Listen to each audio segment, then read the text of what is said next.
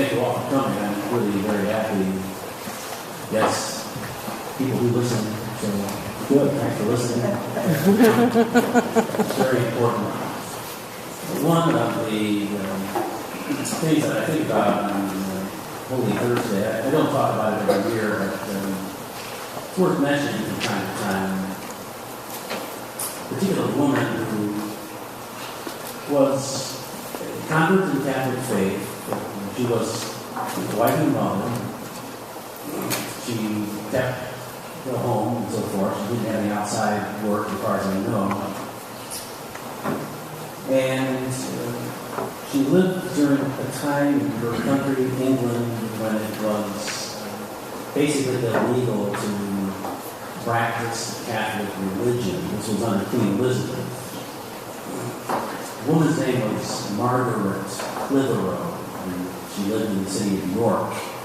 They called her the Pearl of York because Margaret means pearl in Greek, that's where it comes from. Margaret's husband was somewhat important in the city, and he was not a Catholic himself, but he allowed her to do what she thought she needed to do in terms of her religion. So she was converted to the Catholic faith by way of, let's say, a secret arrangement with various priests who would teach her the religion.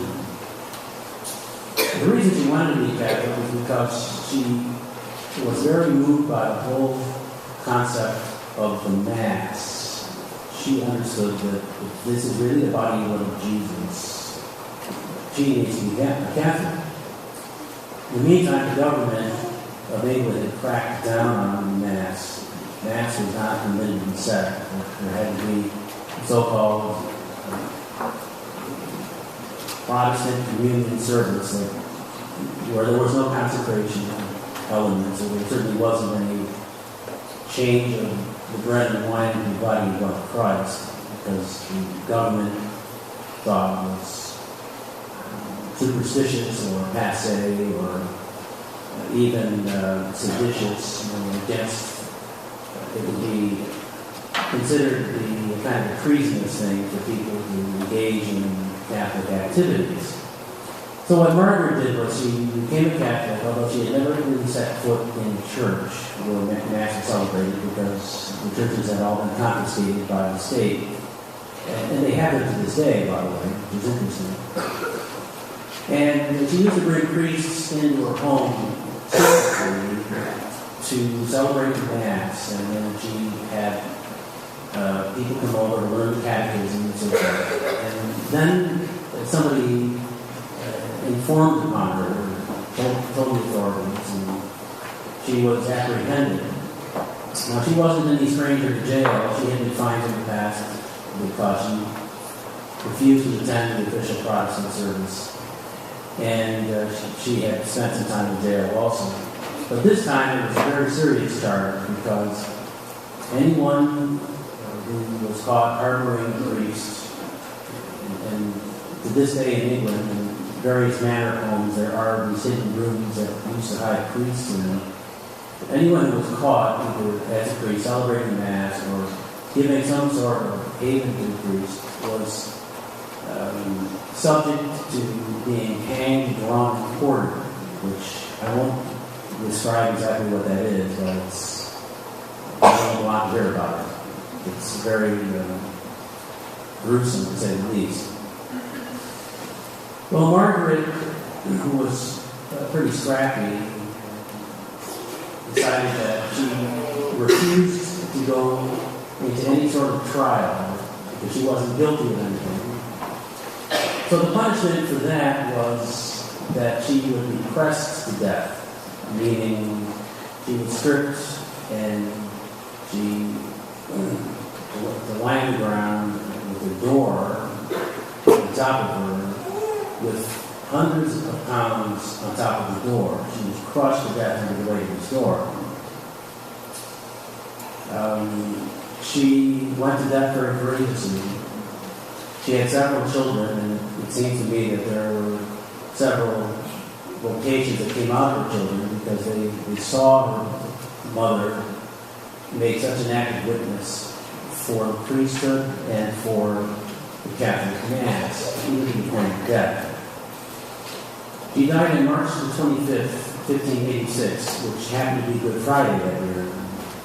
I'm sure Catholics didn't know or didn't care about the significance of that day.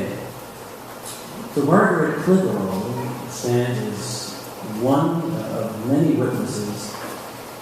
I wish that she were on our calendar in the United States. She is not. There are many Catholic priests who tried to function in England during that period, a number of whom were caught, and they were hanged around the quarter. If you ever get a hold of Butler's Lives of the Saints, probably the library has it. It may even be on the line for all I know. Almost every week there is one or two, or there are even more priests from that era who are saints who were put to death because they insisted on functioning and trying to spread the Catholic faith in that terrible climate in England at that time. So, what is the situation today in our country? Well, I think many of you have heard of the Gallup poll. Even if you haven't actually been polled, I'm sure you know what I'm talking about. Well, every 6 years, there is a poll that is sponsored by the Gallup organization concerning Catholic practices and attitudes, or I should say beliefs and attitudes. And I don't know the results from 2011, 2005. I know something about 875 Catholics were in the sample that was polled. And one of the questions was, do you agree that the sacraments are important? 24% of people said they're only somewhat important or not important at all. Now these are supposedly Catholics, and the sacraments are not very important or not important at all. 1 out of 4 in the sample. Now the Catholic Church is a sacramental church. So somehow the message has not gotten through to everyone concerning what the Catholic faith is about. Then another one had to do with transubstantiation. Transubstantiation means that the substance of the bread and wine become the body and blood of Jesus at the Mass. And this particular poll indicated that 36% of people believe that a person doesn't have to believe in transubstantiation and can still be considered a good Catholic. Well, that would be like saying a person doesn't have to believe that we have to drive on the right hand side of the road and still be a good driver. What is happening? I don't understand it. It's very, very strange. Now, you could say that you can't really take polls terribly seriously only because you don't really know the extent of people's faith and are people really Catholics, and I suppose you can ask those questions. But people vote with their feet. I mean, let's face it, 2/3 of our people don't come to Mass every Sunday, and most of them, of the 2/3, seldom go at all. I figured it out once that if we had every Catholic person in Madison whom I know about, not that I know about all of them, but I have a pretty good handle on things and heard about our records, we'd have to have something like 10 Masses a weekend. Can you imagine? 2 or 3 on Saturday and 7 on Sunday. It'd be a nice problem, but we don't have it. We're far from it. In fact, this is kind of a tip-off that we will, in the summer, be consolidating on Sundays down to 2 Masses, only because we don't have 900 people come to Mass on Sunday. We have half of that number in the church. The church holds 300, so in an effort to consolidate resources and everything else, I would love to be able to expand, believe me, but we have to deal with the reality. Now tonight, of course, is the famous scene of our Lord and his 12 apostles in the upper room. This was at a reported Passover meal, but during the meal, Jesus took the bread and wine and said the words of consecration, much to everyone's surprise. I mean, nobody really understood the significance of what he was doing at the time. But Jesus had a way of coming forth with things that were surprises, things that people had thought of before. And besides which, when he took the bread, he said, "This is my body, which will be given up for you tomorrow." My body will be given up. And not that his apostles really understood what that meant. "This is the cup of my blood, which will be shed for you," meaning tomorrow, and for all, or for the many, really, so that sins may be forgiven.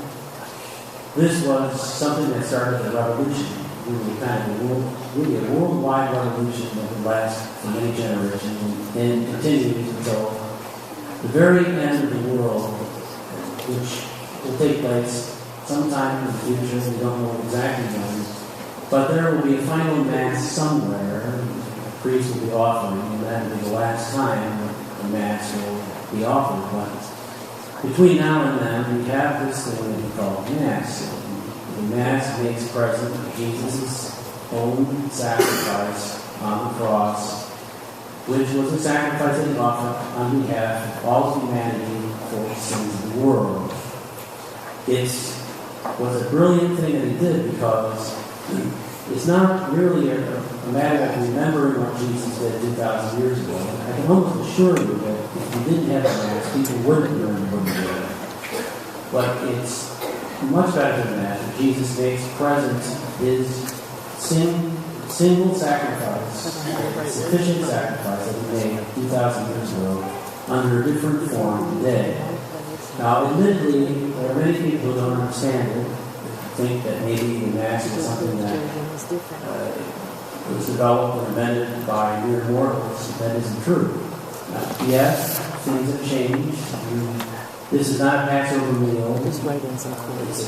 The liturgy developed. It has a new format. I mean, when Jesus had the Last Supper, it was a Jewish liturgy. This is not a Jewish liturgy, but it still has the substance of what he did. And that a man could say, "This is my body, this is a gift of Jesus, who ordains the apostles and the priests." That is the significance of "do this in memory of me." How in the world did anybody do what Jesus did unless he made some provisions through giving power to carry out this wondrous sacrificial sacrament, which is what the Mass is.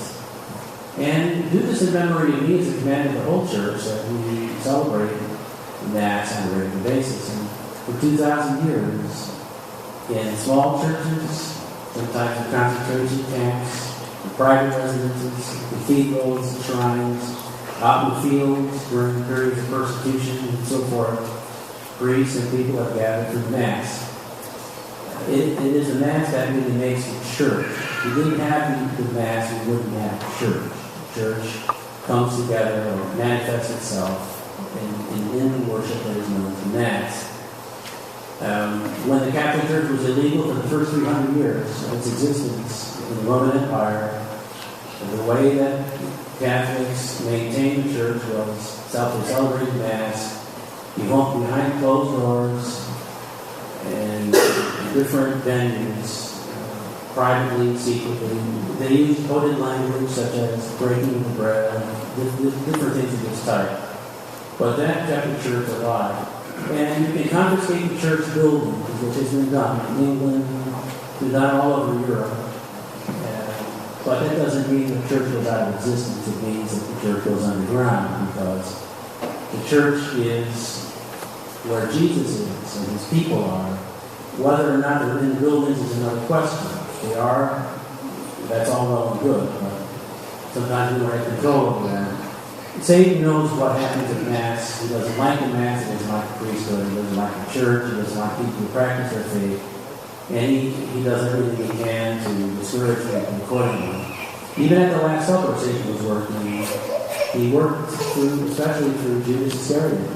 St. John tells us that Satan entered his heart and Judas went out, and he transacted the business of turning Jesus over for 30 pieces of silver.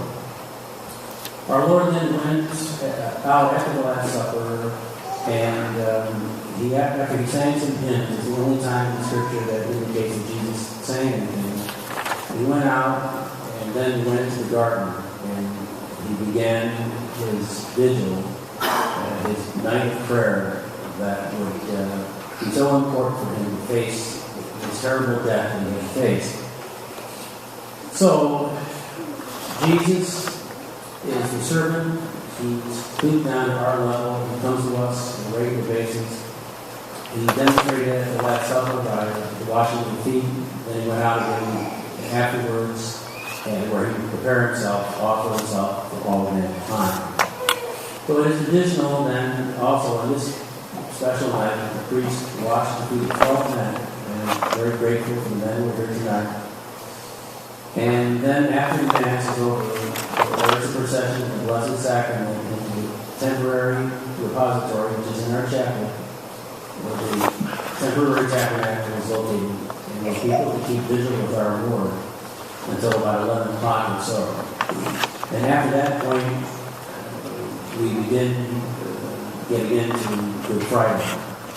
And tomorrow, the principal service will be at 2 o'clock. It's the only day of the year where there isn't a Mass.